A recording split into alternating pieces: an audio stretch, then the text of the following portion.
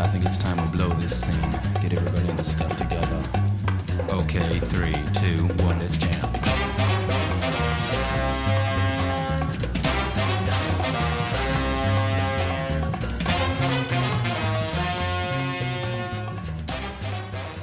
Hello, welcome back to Anime on the Sea to Sky. Somehow I'm dry through this typhoon-esque bit of weather that we've had over the past week or so, considering that the majority of the meteorologists ended up just describing the weather that was hanging overhead of the west coast for the past couple of days as something akin to an atmospheric river hanging above us and completely giving us nothing but torrential downpour for several days on end with no end in sight. I mean, I was supposed to go play hockey at one of the rinks over the weekend, but unfortunately, both the parking lot as well as the majority of the innards of the rink were completely and utterly flooded, so they ended up canceling the game. So I could do nothing but sit inside and catch up on the handful of shows that I was interested in going through and talking about this week. So it left me nothing to do but finally finish off catching up on this week's episode's topic, Cowboy Bebop. But before we get to that, I guess well, to be fair, it's just I remember seeing these announcements and ads probably just even more than 2 weeks ago, even though they're just few and far in between. There's not really a lot going through this week in terms of notable release dates or just anything through. Honestly, the most negative part is that Kadokawa, who is possibly the largest distributor of books and publications inside Japan, they want isekai to take over the world. And I really don't know what to say about that, considering that the majority of the time that they're actually trying to put forward is going to be trying to press the majority of this genre to not only the domestic Japanese market, but to the worldwide market as well. And at this point in time, considering that the majority of the isekais that I have only enjoyed are either in the 80s and 90s when the idea was relatively fresh, or the last time I ever remember enjoying anything to that degree would have been with Konosuba, everything else has been completely and utterly oversaturated, overdone, and have brought absolutely no new ideas to the table, or at least no notable ideas outside of giving somebody a smartphone to take to a medieval fantasy, or legitimately walking through and having just the absolute largest base stats in the game, because apparently fantasy always has to be revolving around video games instead of going all the way back to where the classics were actually being able to begin and actually giving us a decent fantasy world rather than just mining it off of other forms of media and video games. But only time will tell.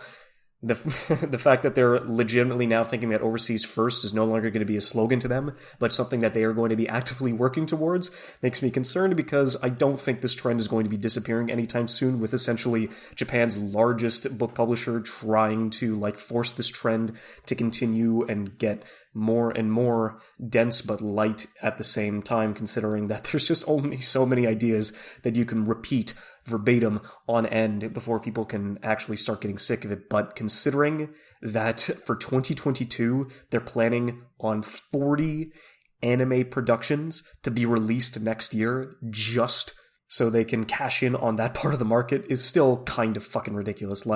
10 isekai shows a season, and it's only going to go up from there. Christ. But then besides that, only the two notable ones and release dates that I was able to get my hands on would have definitely been the fact that Black Lotus is going to be premiering in Canada, effectively, now. It's, more like 3 days ago, considering that it was finally able to come out on Crunchyroll. And it takes place in the world of the aftermath in terms of Blade Runner Blackout 2022, which is a short that essentially Shinichiro Watanabe also directed himself. So a little bit of a connection there, not too bad. And I guess at some point I'll jump to it, but it's not necessarily high on my priority list, considering that there are still a handful of pieces of media that are going to be popping up by the end of November, as well as in December, that have definitely taken more of my interest as of late. And I'm pretty sure I already said this 2 weeks ago, but I guess just to reiterate, it's just that Agretsuko's fourth season is going to be premiering on Netflix on December 16th, so just watch out for that, considering that it's legitimately something that wasn't really a favorite of mine, but to be fair, it's something more up my alley in terms of the workplace comedy in the workplace, which is possibly going to be turning into a romance, but I don't know, only time will tell. Legitimately curious to see how that's going to be lining up throughout the Christmas season, but only time will tell, and we'll just have to wait and see. So over the past 2 weeks or so, with a little bit of inspiration from the live-action Cowboy Bebop Netflix series that is going to be coming, I believe, this Friday on November 19th, it got me interested to just go back, considering that the first time I ever ended up watching Cowboy Bebop and my relationship with the series was more along the fact that it was just a glowing recommendation from the entire anime community, and it was something that everybody should enjoy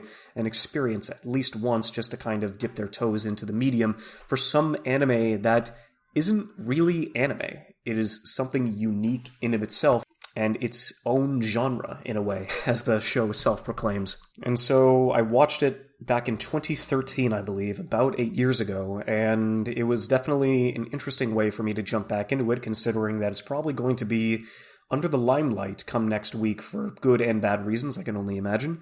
And I was just kind of curious to see how the show ended up holding up over the past several years, since that even though I did already consume it once, I do remember enjoying it quite a bit, that it was so entirely different from the majority of the shows that I had been going through, and it was definitely something wholly unique in its own genre, its own style, its own music, its own characters, its own backgrounds, and its own story structure.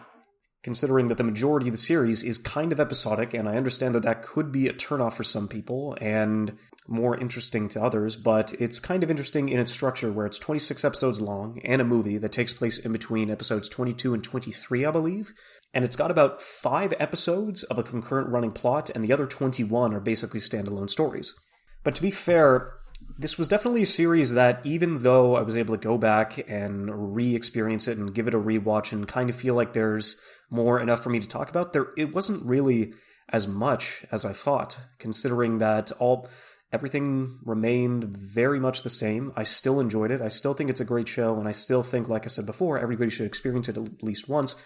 But what ended up getting me more interested is essentially the backgrounds, the production, how essentially this show was made, and of course, the many amazing players that ended up creating such a symphony that they were able to go in such a unique time and place during that set of the industry. So at least to begin, in particular, this was a series that came out in 1998, and it was produced by Bandai Visual and Sunrise, considering that Watanabe was approached initially just to kind of see what exactly he wanted to do, and come up with an original story. And considering that Bandai, the original company that was going to produce the entire thing, just said as long as there were spaceships in your work, you could do whatever you wanted. And I think he definitely took that liberty all the way to the razor's edge, considering that the initial, storyboards and ideas were so dark that the larger semblance, Bandai just kind of shoved it away for a couple of months and didn't want anything to do with the project until their sister company, Bandai Visual, came up and filled in the rest of the slack, and they ended up getting Sunrise to produce the series, and the rest was history. And so in this case, the original concept was done by a pseudonym under the name Hajime Yatate, which was mostly just an amalgamation of characters and people from the Sunrise animation staff, since they entirely created this series as a collaborative effort. And even though the series director Shinichiro Watanabe is definitely the name that is most associated with this series, it's definitely notable to kind of bring that up, because even though he was the chief director, he's kind of a showrunner in the Western sense, considering that he storyboarded, directed, and wrote a handful of the episodes, including a lot of the episodes that were done by a good handful of people inside of Watanabe's estate, inside of Sunrise and as a whole. But I guess going back to the man of note, Shinichiro Watanabe did end up getting his start at Sunrise throughout the majority of the late 80s and early 90s inside the anime industry as a storyboard and episode director for a handful of their shows, considering that he was able to do some Gundam projects, including Stardust Memory, as well as go through and work on the majority of the episodes of the television series Escaflowne, which, of course, going back to the isekai genre, this is possibly one of the better ones that I've seen, and just is miles ahead of the vast majority of isekai shows that are coming up now to date. And it definitely gets a glowing recommendation because of just how gorgeous it is portrayed and drawn inside of the series. So I would definitely recommend giving Escaflowne a watch. And so the first time he was able to land a directing gig inside of Sunrise was doing a co-direction on the project for the Macross Plus OVAs, and that was his first collaboration as well with composer Yoko Kanno, who we'll get to in a minute. But essentially he was able to go through and rise the ranks and essentially just show his kind of style and how well he was able to articulate and translate the majority of the ideas that was brought forward to him, and get them on the screen to such a miraculous degree that he was definitely being taken of note inside of the 90s. And so he finally ended up getting his first solo directorial gig in Cowboy Bebop. And so before I get to Cowboy Bebop, I guess I also wanted to note on a handful of shows that Shinichiro Watanabe ended up doing previously, as well as the works that he ended up doing past Cowboy Bebop leading into the 2000s, considering that he did do a handful of stuff for Macross and Gundam, as well as Escaflowne, and a handful of other OVAs that were lined up in the 90s, but past Cowboy Bebop leading into the 2000s, his next directorial gig was Samurai Champloo, which honestly is also a fantastic glowing recommendation that would be a great addition to anybody's collection, considering that the music, the style, the dramatic pieces and set pieces that everybody was able to go through and animate to the best of their ability. It's an incredibly fun show. A little wonky and a little raunchy at times, but to be fair, Samurai Champloo, especially the soundtrack that they were able to go with Force of Nature, Nujabes, and a collaborational rap effort for the majority of the people that they ended up bringing into the production, it is also something that definitely needs to be at least experienced, and if not, honestly go listen to Nujabes' tracks out on Spotify, considering that a lot of his albums that were used inside of Samurai Champloo definitely deserve a listen on their own. And so in between 2004 and 2012, he ended up doing a handful of shorts as well in terms of the Animatrix, which I still haven't got around to watching, which I should actually get to at some point. But he did direct two of the Animatrix shorts, which were Detective Story and Kid Story, as well as doing a handful of shorts for the Genius Party OVAs that were put out in 2007. But he didn't end up fully directing another televised anime series until Kids on the Slope in 2012, which, once again, a collaboration with Yoko Kanno, and then once again, the music being the absolute standout of one of his works. This man knows how to direct series, especially directing composers, to be able to give every series that he works on such a distinct identity and such a beautifully composed set and soundtrack to add to every single one of his works. And Kids on the Slope is honestly, I'm trying to remember, I think I did watch it back in 2013, so kind of the same deal.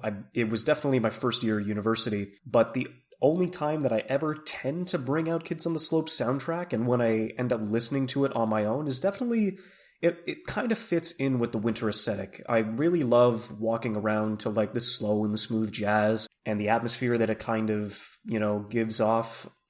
And there's not as much snow, at least down here in the lower mainland around the Pacific coast near Vancouver, but to be fair, it really helps with the ambiance when there's snow, but to be fair, I need to stop being to be fair. So to be fair, the cold breeze and the ambiance of the winter really does kind of lend to the soundtrack, since a good handful of the episodes in this series are also Christmas-based. But to be fair, it also does give a recommendation. There's honestly every single one of Watanabe's works I can definitely give a recommendation to for various reasons, but the common through line that every single one of them have is definitely considering that their soundtracks are absolutely immaculate and lend so much to the vibe of each series.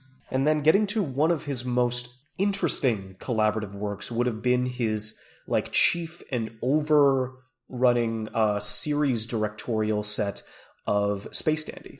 And so this was a Bones show that ended up coming out in 2014, but it was unique in the sense that just because Watanabe was the chief director, he was more overlooking the majority of the production and giving complete directorial freedom to any of the writers and producers and people who were able to give their own ideas and wanted to kind of give their own unique flair and give themselves an opportunity to get experience directing these kinds of one-off short stories and get themselves into the medium.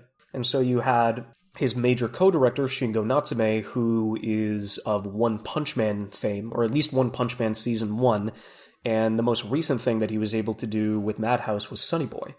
And then on top of that, one of the episodes is directed by possibly my favorite director, Masaki Yuasa, who is, of course, under the fame of Devilman Crybaby, The Tatami Galaxy, and one of his more experimental works, Kaiba.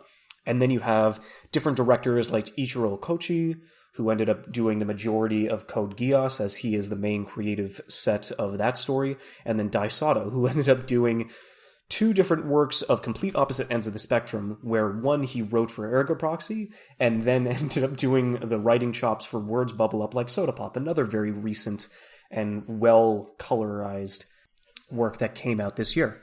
And Space Dandy is like the quintessential episodic series, considering that I would imagine there's only like 3 episodes in total. Like the first episode, somewhere in the middle, and then the final episode are the only ones that have any kind of overarching plot, very much like Cowboy Bebop. But it's an incredibly fun set to watch. And the only negative part about Space Dandy I find is that because it's episodic, there are going to be a few episodes that are completely abysmal and uninteresting, and something that doesn't necessarily grab people, but there's always something that somebody will be able to find and enjoy out of Space Dandy. And for me, it was definitely the first and final episodes who ended up having the majority of their key animation done by a man named Yutaka Nakamura, who I will get to in a bit.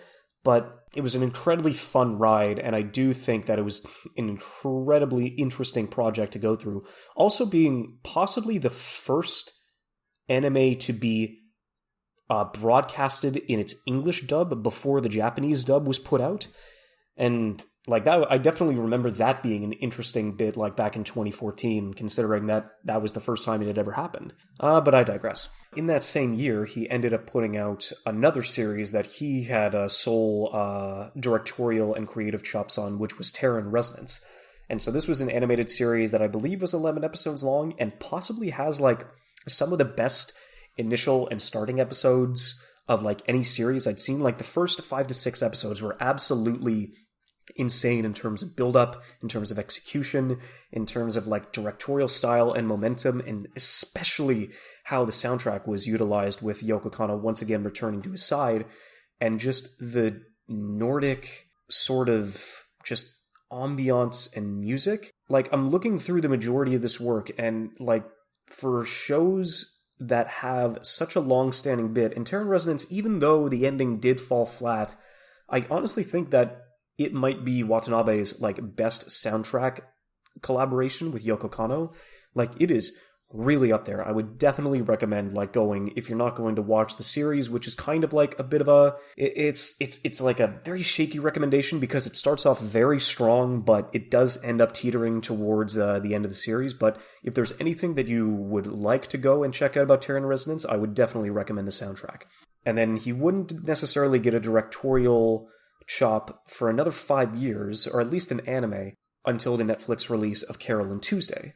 And Carol and Tuesday, once again, is a musical collaboration between him and Yoko Kanno, but this time a same deal, kind of like Samurai Champloo, with so many other people and so many other artists coming in to collaborate with the majority of the works that were coming through, where a lot of it did kind of focus on both pop and folk music, which I definitely appreciated, especially a lot of the acoustic and piano melodies that came through between the titular characters, Carol and Tuesday. And it was kind of one of those things where overall it was a good time, I would say. But I still think that the biggest selling of this was definitely the music, where I'm probably never going to jump back into Carol and Tuesday, but I jump back into the soundtrack so often. So because I've been floating her name around quite a bit, I guess we'll talk a bit about Yoko Kanno first before getting into the rest of the series, considering that it's definitely her influence, as well as the jazz collective known as the Seatbelts, that a lot of this musical influence definitely gets derived from. A lot of smooth jazz, a lot of renditions and free play sessions, all taking place in space. And it's definitely thanks to her that a lot of the identity from this series is able to derive from, considering that she had such a good relationship and collaborative effort going between her and Watanabe. But at least for her in particular, she did start making music in middle and high school, way back when. She's been doing this for decades now. And she was very directed and ended up acquiring many awards throughout the majority of her tenure as a student. And her career ended up getting kickstarted, considering that she ended up doing a handful of video game soundtracks in the beginning, but the one that essentially got her a lot of notoriety was through the video game series Nobunaga's Ambition in the late 80s. And so she was able to kind of like get her foot into just the musical composing industry thanks to those handful of successes. And like I said before, the first time she ever collaborated with Shinichiro Watanabe was on the Macross Plus OVA, that she was able to go with him back in the 90s. And so she ended up making a really good first impression with Watanabe on that soundtrack, and that was probably one of the main reasons why he was able to ask her to come on and do the majority of the composing for Cowboy Bebop. Half of the soundtrack was put to sheet and composed like any other soundtrack would, but then the other half was mostly freeform jazz with a lot of the Seatbelt Collective coming in and doing kind of their own thing to kind of give this unique audio aesthetic to the majority of the soundtrack. And at least after this, Kano was able to do other animated series as well, in terms of Wolf's Rain, Across Frontier, Darker Than Black, and Ghost in the Shell standalone complex. So it was great to kind of see how the majority of these different pieces were able to coalesce into such a great and enigmatic piece that, thankfully, in Watanabe's own words, would last for 10, 20, 30 years to come, and here we are. So now that I've covered at least the handful of the production and the directorial, the composing, a lot of the production aspects, this is going to be the one where I end up just talking about the series as well as the movie as a whole. And if you don't want to be spoiled, if you want to go in completely blind, this is definitely where I would recommend to stop listening and kind of going to find your own way and figuring out if this show is right for you or not. Because for the rest of this, I'm not necessarily going to be going episode by episode or piece by piece, but definitely noting on the events and the things that I definitely remember the most from the series that were the most enigmatic, and some that changed in perspective or the last several years in between my two watches of it. So I'm trying to think, off of the first episode, I'd say it's a really strong starter. Like, it has a really good introductory episode. It gives you the feel, it gives you the tone, it sets up the majority of what this series is going to be and what exactly you're supposed to be expecting in terms of bounty hunters, in terms of a lot of violence, some comical, some legitimately serious. It does a really good job setting itself up to the story that it's going to try to tell somewhere along the line, but also give more than enough room for the world to be incredibly diverse and open for that time it's going to go through the majority of its episodic runs. Except I will admit that probably my least favorite episode of the series is the second episode, where it's basically just the introduction to Ayn, who's the corgi data dog, but just kind of like the villain, the setup, the execution, like how it's kind of like played out is just really awkward and not something that would really like bring somebody into the series and not come back to the promise that the first episode gave. So it was like really iffy. And there wasn't necessarily much that I was able to get out of that.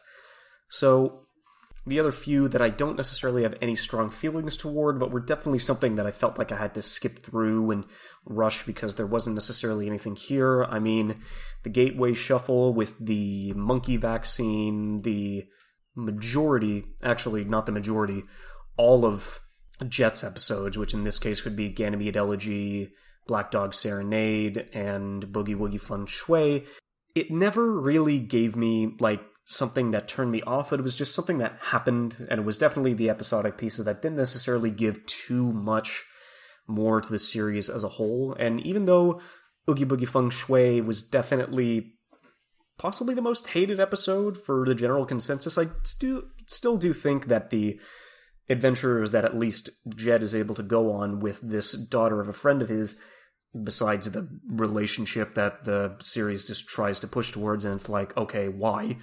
There's no reason for that. I don't know. There wasn't necessarily much to go through and outline in any kind of positive light, but the fact that the majority of this series and the majority of their episodes are so well knit and so well put together, on top of the fact that through how much that quality was able to stay consistent, especially in the back half, was definitely exceptional, to say the least. Honestly, both Faye Valentine and Edward's introductory episodes were like both standouts all in their own right, if Ain's, considering that he's a dog, doesn't necessarily get the opportunity to be as more of an interesting cast member. But yeah, no, just everything around was just top-notch. But I guess in like a small like character description, Spike Spiegel, who is technically our main protagonist, he was a former syndicate member that ended up getting out, and now he's chasing bounties, and there's always a woman that he's looking for in terms of Julia. He's very laid back, very mellow. Sometimes he can be a bit of an idiot, but the majority of his fighting style comes out of Bruce Lee, NG Kundo. And then his partner, Jet Black, is a former ISSP, or just a former cop, just to say the least and make it simple. And he is the one that runs the ship. He's the one that keeps everybody together. He's definitely a bit of a father figure, but he's the one that kind of like leads everybody towards the next bounty. Also, he has a badass metal arm on his right arm. Ein the dog is a data dog, but he's incredibly cute. Not as much info comes out of his episode in particular, and he's just a really cute companion to bring out for the rest of the crew. Faye Valentine, is just a completely rambunctious and hot-headed femme fatale that is very reminiscent of either Bond villains or villainesses, or in this case, for me, the one that she shares the most DNA with is definitely Fujiko Mine, which is also probably my favorite femme fatale in the anime universe, but to be fair, that does give her a lot of props. She has a large amount of debt, and she also has a gambling addiction, which doesn't necessarily help, and she kind of just complains through the majority of the episodes that she's in, until we're finally able to have a couple of episodes that ends up giving her a bit more character and a bit more nuance as we uncover her past. And besides that, Edward is a really exceptional hacker who does a really good job at a lot of the computer and the geeky stuff going around. She's an enigmatic ball of energy. Her and Ein have a really cute dynamic and a lot of fun chemistry going between them, and it's really a joy to kind of see them on screen. And the majority of the episodes that follow them are really chill or completely ecstatic and brimming with energy. So it's kind of interesting to see how they bounce back and forth between the majority of the situations that they've been put in. And then besides that, I guess a handful of the episodic ones that kind of come to mind, like Sympathy for the Devil, where Spike and Jet have to chase this really, crass and disturbing young boy who turns out to be several decades older than he actually is. Heavy Metal Queen, where it's just this rockin' trucker gal and Spike has to beat up a bunch of drunkards inside of a bar while he's completely hungover, and I absolutely love to see him getting pissed and going through the rest of it. And the relationship that he forms between him and the gal that she ends up meeting through the majority of the events here is definitely a fun one to see there. Bohemian Rhapsody was fun, the one where Edward basically just gets into a chess match with just several decade-old, old programmer that ended up helping through the majority of the hyperspace gate toll booths that he helped construct, but ended up forming a plot at the first hardware update 50 years later. Now that man is planning in advance. Mushroom Samba was absolutely fucking hilarious, considering that the majority of the crew just get high on shrooms and we just see Ein and Ed chase after this drug runner through the majority of blaxploitation film-esque style that the episode decides to take. It's incredibly fun. Wild Horses has a lot of amazing set pieces, especially with a fucking jet siphon and old space shuttle, so that was absolutely nuts. Pierrot Le Fou, or Requiem for a Clown, is also a really interesting, it's a pretty good Halloween episode too. And I watched it around the 31st, and so it's just such a really well set tone piece that is incredibly unsettling and incredibly disturbing, and possibly the best standalone episode inside of the entire series. It is really good. And probably the runner-up to that one would definitely be Cowboy Funk, just kind of seeing Spike's doppelganger, who's incredible, who's more of an idiot than Spike is, but Spike can, can be completely, taken in by his energy at times. And the fact that how much he resembles him just pisses him off even more, so they continuously stop going after the bounties that they've been set to follow, and they just fight each other instead. So it was just a really interesting and fun episode to go through. I would say the biggest two episodes that I had a positive change on over the past couple of years would have definitely been Phase episodes, which were Speak Like a Child and Brain Scratch. No, it's not Brain Scratch, Hard Luck Woman.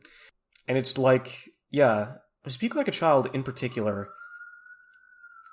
considering I had no fucking idea what a beta tape was 8 years ago. It was kind of isn't that just a VHS? It's oh no, there was something different? There was something before the age of VHS? Because that was the first form of media that I ended up watching a lot of my cartoons from when I was a kid. And it's there was something other than VHS tapes. There were tapes that were small, that were thicker, but thinner and smaller in the majority of the degrees. It's wow. That and Laserdisc. Poor Laserdisc. The fact that it had such a limited runtime before, the CD and the VHS and the majority of just storage mediums ended up, evolving at a much faster rate. It was definitely a bit of a tragedy to kind of, not know that existed until several years after the fact. Just getting back to the episode, the fact that somehow, even after like Faye's long extended cryosleep of about 50 years, I believe, she ends up finally getting a beta cassette player. The boys go out in search of one, but they bring back a VHS, and then as well, a beta cassette player like ends up showing up to their estate as well, which is kind of one of the only like reasons like, wait, that so not only did young Faye or young Faye's family like have the foresight to mail this tape off to themselves, but then also like send off a beta cassette player as well. But to be fair, like going back, it definitely seemed like Faye's parents were definitely in the upper echelon. They were definitely a little richer, so understandably that they were able to get that kind of technology and just like send it off from place to place. But definitely a scene that hit me harder than I remember it doing earlier would have definitely been the scene where they finally get together and watch the tape, this mystery thing that has been circling the galaxy for decades now.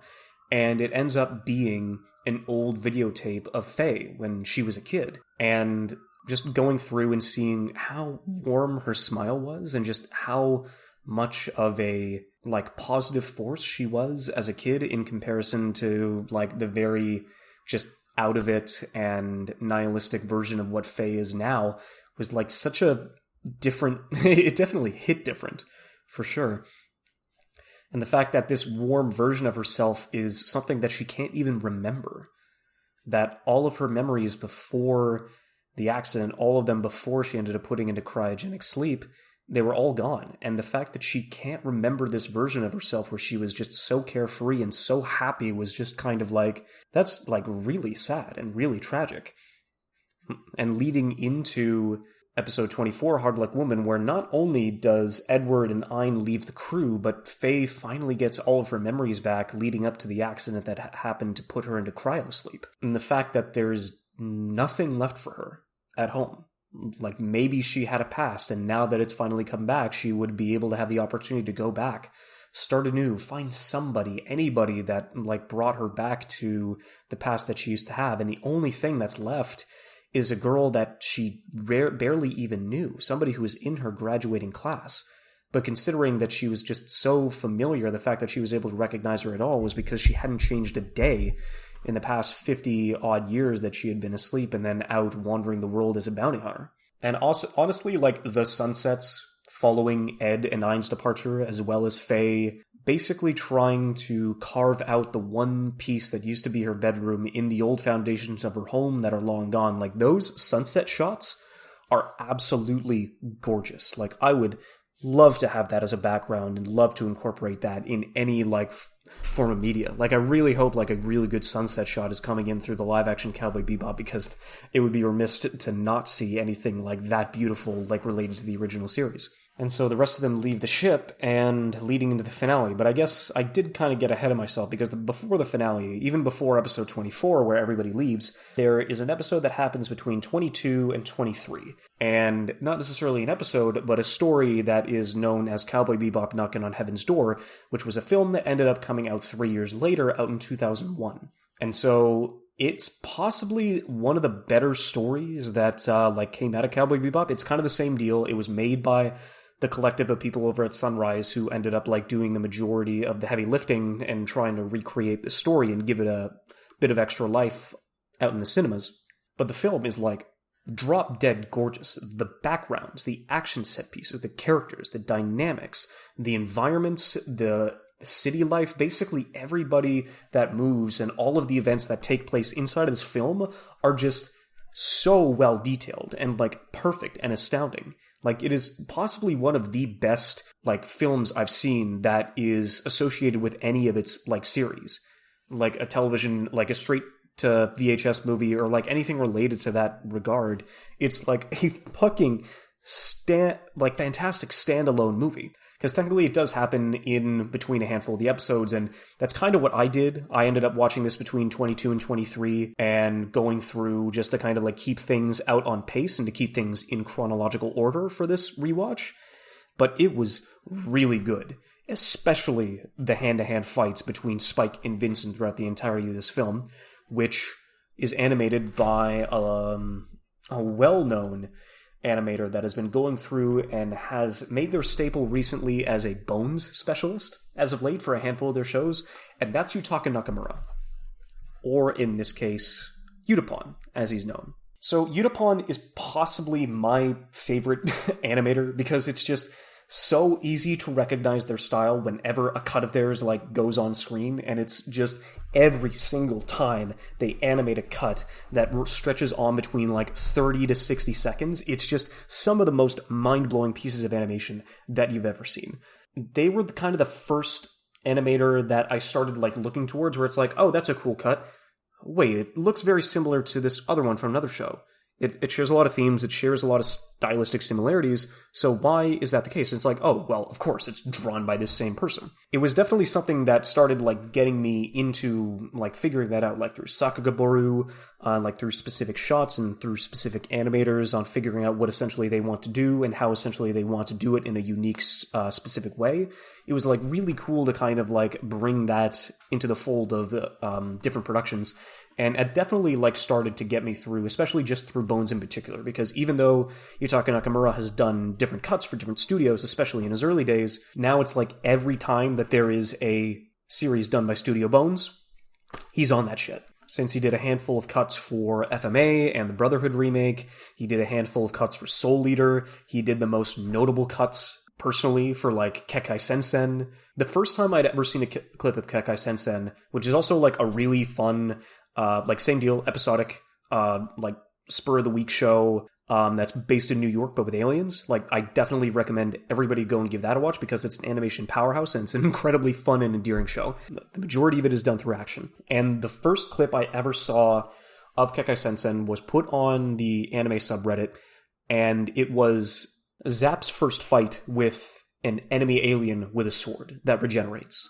You see the streaks and the stretch lines and the action and the impact frames and just everything that happened in that 30-second cut, 20 to 30-second cut, was immaculate from start to finish. Like, absolutely insane.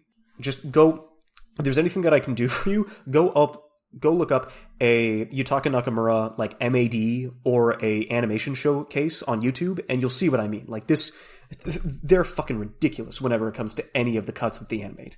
They did cuts for Mob Psycho 100, and they did cuts for Escaflowne, for Metabots. There were a handful of cuts that they did for Space Dandy, especially the one with the Lady of Liberty, or Lady Liberty. Like, it's been so long since I've completely forgotten her name, but there is an animation cut with Lady Liberty, and it is possibly the most ridiculous but off the wall and dynamic and fantastic cut inside of the entirety of Space Dandy. He also ended up doing, I believe he did part of the first fight in the first episode of One Punch Man, and then he did the most notable part of the fight in the final episode against Boros.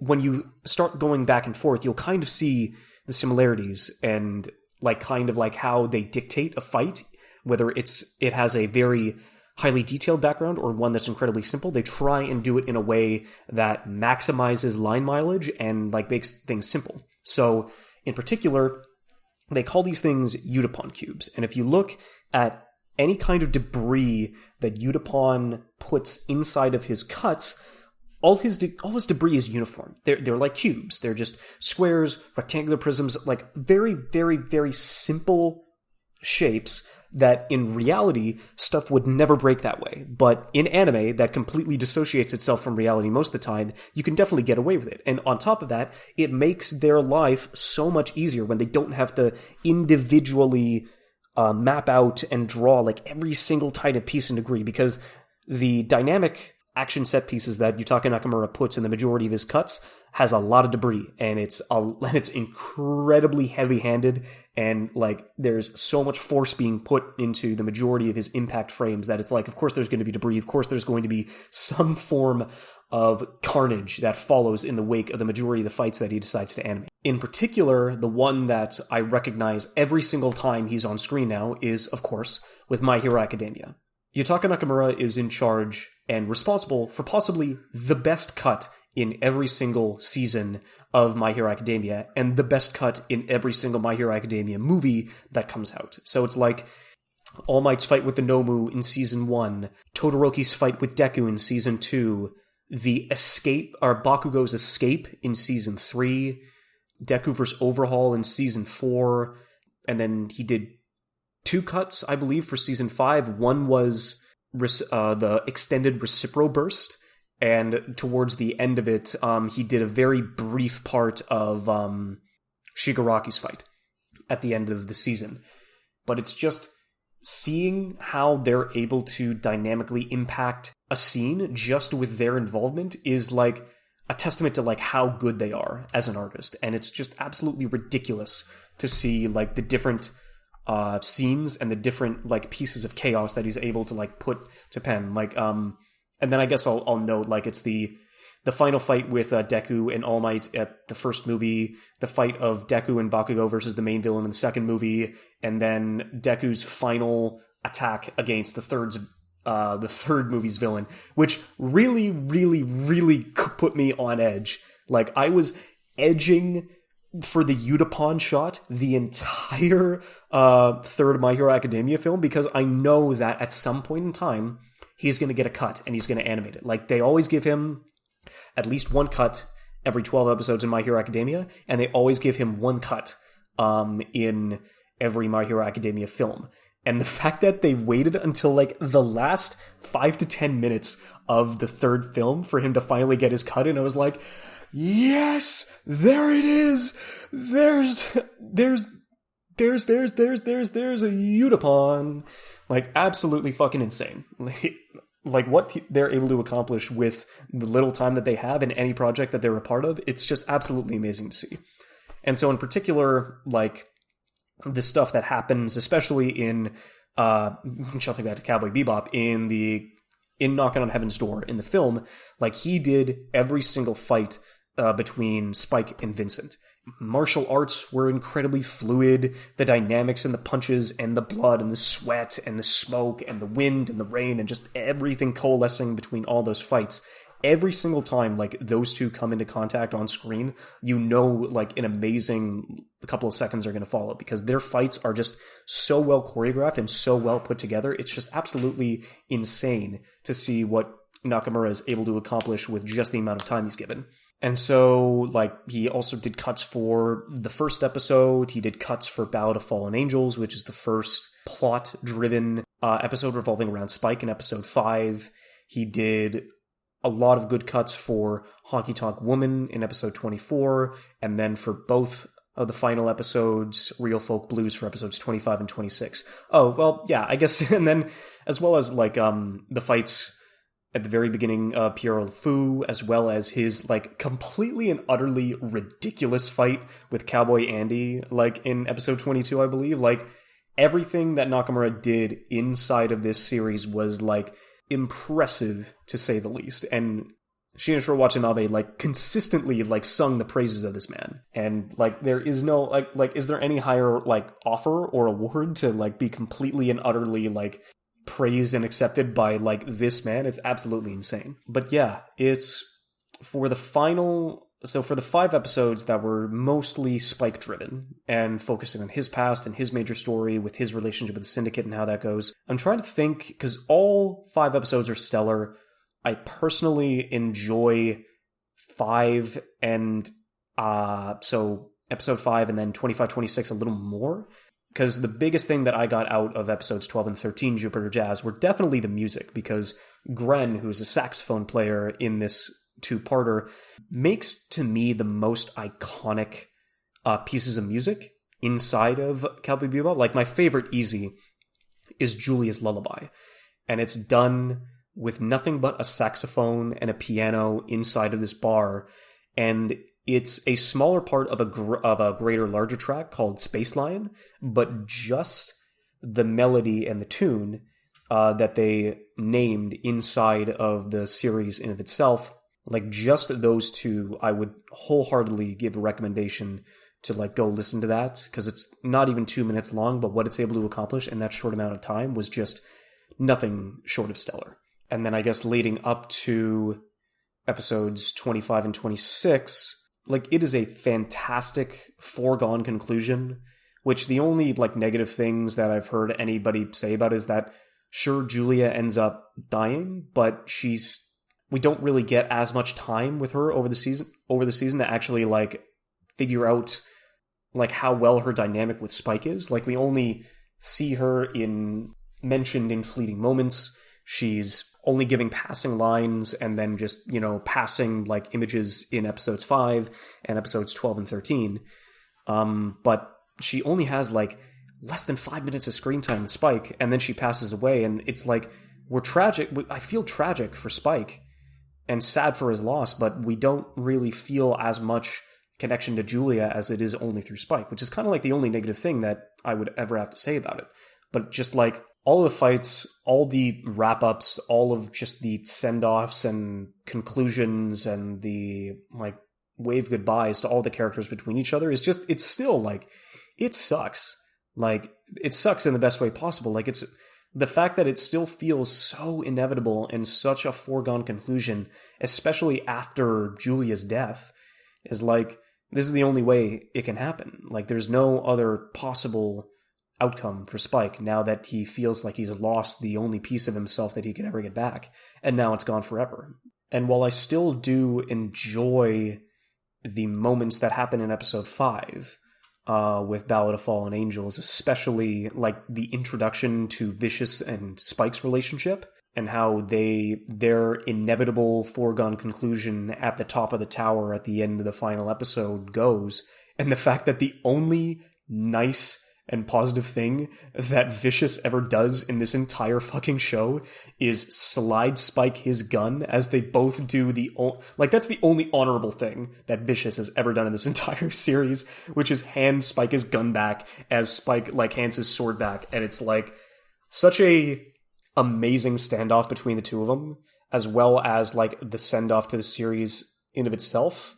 And it sucks to see him go, but what Spike and what Cowboy Bebop was able to accomplish in the time that they had in such a unique and enigmatic circumstance with the amount of freedom that was normally never given inside of the anime industry, at least not until Evangelion.